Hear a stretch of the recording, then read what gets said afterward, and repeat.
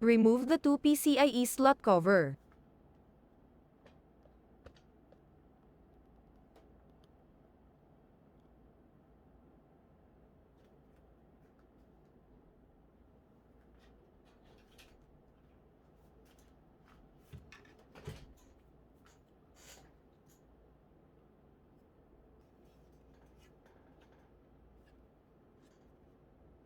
Line up the graphics card to the PCIe of the motherboard, then screw to the bracket.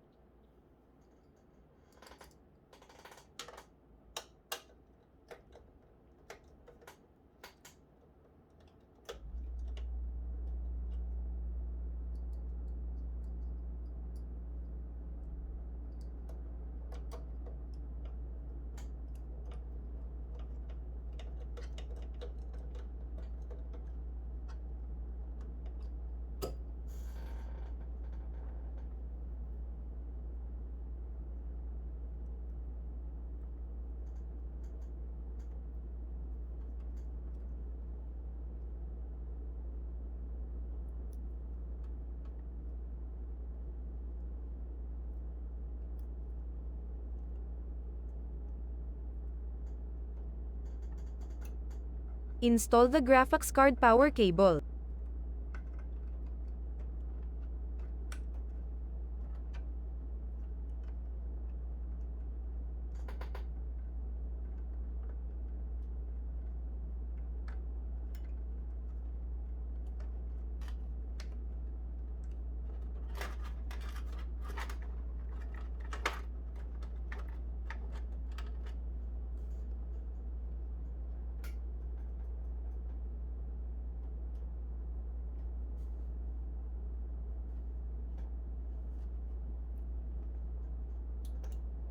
Power up the system to test if the graphics card is working properly.